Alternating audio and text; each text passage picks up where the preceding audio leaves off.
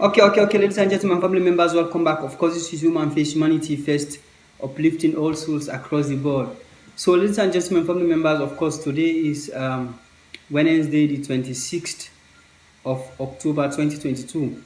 So, without much ado, ladies and gentlemen, of course, you already know we are on the hate series. We're trying to educate people, to tell people the demerit, the disadvantage, the atrocities hate can cause when you harbor hate,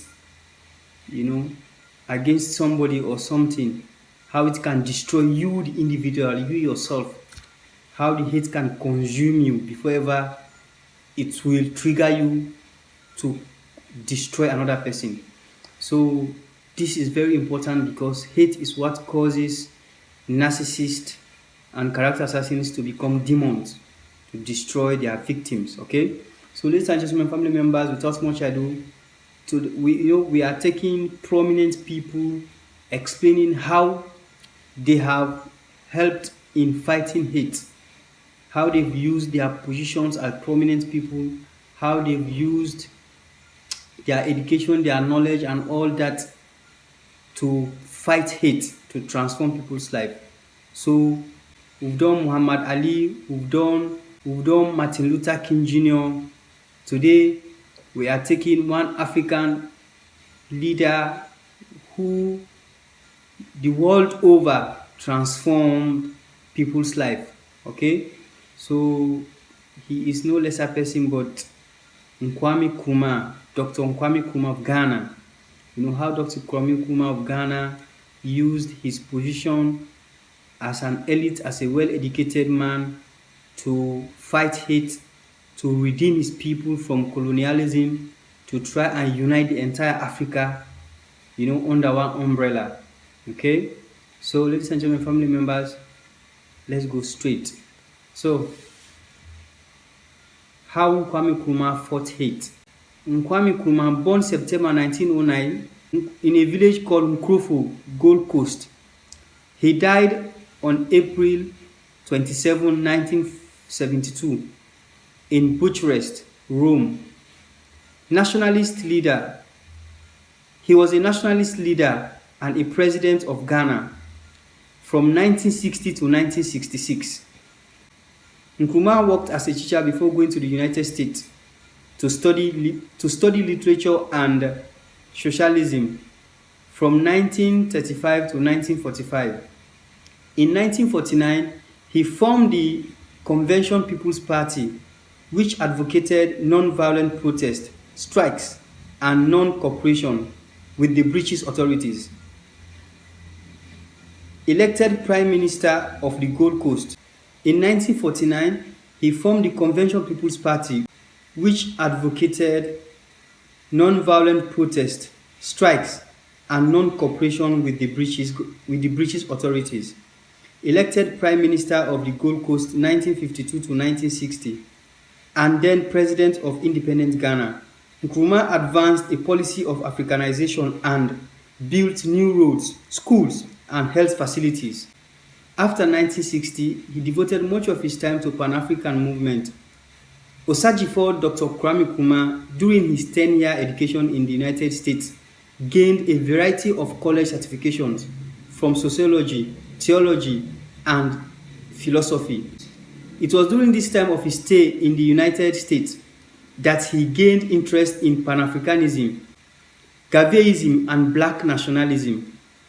He was greatly influenced by Marcus Garvey.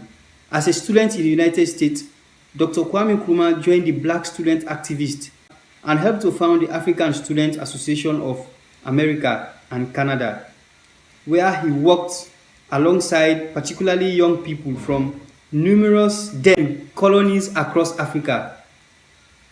The publishing arm of the student movement, the African Interpreter, focused on analysis and commentary centered on African, drawing contributors on transcontinental basis.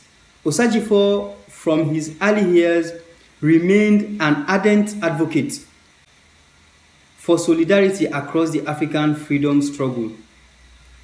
Nkrumah published a pamphlet titled Towards Colonial Freedom, detailing his perspective on the path towards the national liberation struggle in Africa. This pamphlet garnered reputation that gained currency on the continent. Due to his indefatigable work, Dr. Kwame Nkrumah was appointed the Secretary General of the Pan-African Federation, PAF. In the same year, Osagyefo helped coordinate the 5th Pan-African Congress hosted in Manchester, which marked a significant turning point towards national independence in Africa and the British West Indies. The conference had attendees from Liberia, Nyansaland, Togoland, Nigeria, the Gold Coast, and notably including Jomo Kenyatta of Kenya and Peter Abraham of South Africa.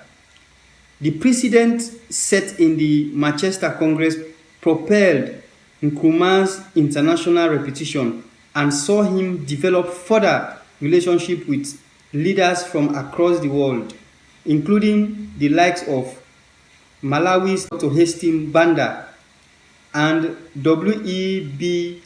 Du Bois from United States of America. In 1947, Nkrumah returned to the Gold Coast on the invitation of lawyer Dr. J.B. Dakwa to join the newly formed United Gold Coast Convention, UGCC, a political instrument formed and spearheaded by a group of academic chiefs. They sought to take advantage of weakening British control in the wake of the end of the Second World War. Dr. Nkrumah used the opportunity to return home, develop strong relationships within the territory. He gained lots of local popularity and support. Dr. Kwame Nkrumah wanted the entire African continent to be united as one country, using one currency. Osagyefo fought hate, brought freedom, development, and prosperity to the entire African continent and beyond. The whole world enjoyed or tested the goodness of the good work of Dr. Kwame Nkrumah. His enduring legacies will forever live on, and his thoughts will forever linger in our memories. Okay, ladies and gentlemen, please wait. And I have a question for you. Now, Ghana, a very, very beautiful country in the west coast of Africa. Do you know the flag? Ghana has a 3 horizontal stripe color flag. Do you know the meaning of those colors? We have the red, the gold, and the green, and of course the black star in the middle. Can you tell me the meaning? Okay, now let me give you a hint. Okay, the red represents the blood of the forefathers in the struggle for independence. The gold represents the mineral resources of the country, and the green represents the rich forest of the country. And of course, the black star at the center represents Africa emancipation and unity. Okay, so that is exactly the meaning of the flag of Ghana, the national flag of Ghana. Very beautiful, as you can see, well designed, very beautiful, and have a groundbreaking, monumental, perfect meaning. Okay, the red stands for the blood of the forefathers. The blood is shed in the fight for the freedom of the country. Okay, the gold color stands for the rich mineral resources of the country. The green stands for the rich forest of the country. And of course, the black in the middle stands for African emancipation and unity. You know, Kwame Nkrumah happens to be that son of the soil, that son of African soil, that if he would have been alive up till now, My goodness, my people, my people, my people. If that great giant, that hero, would have been alive up till now, oh my God, Africa will have taken a leapfrog. I'm telling you, Africa, I'm not talking of Ghana alone, I'm talking of the entire Africa, will have taken a leapfrog, will have led the world by now. Like by now, we are African continent is the superworld power, because all Africa will have been united and all of us will have used one currency. See how beautiful it is. Just like we have United States of America, we'll have had United States of Africa, USA. That was the dream, that was the aim and objective of this hero, Kwame Nkrumah. That was his dream, and that was what he was working towards. Okay, so let's go back. Yeah, today Ghana has become the gateway to Africa with massive infrastructural development, steady economic growth, with a peaceful and stable democracy. The country enjoys fundamental human rights and media freedom. These are qualities that are highly upheld in Ghana. Ghana is currently a beacon of light and a beacon of morality amongst African countries and the world at large. The country has become the envy of the world due to its democratic credentials and human rights strides.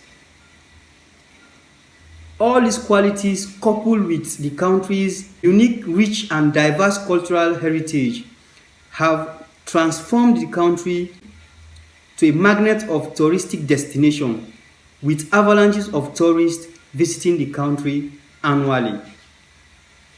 So, ladies and gentlemen, family members, you see how the precedents, Dr. Kwame Nkrumah, Osajifo, Dr. Kwame Nkrumah set, the precedent he set, the legacy he left, will forever remain. And all what the roadmap, the road he created, that is what is still operating. Ghanaians are still working on that. The country is doing well than ever before because of the precedents he set. You also have to be another Kwame Nkrumah. Take his qualities, fight hate.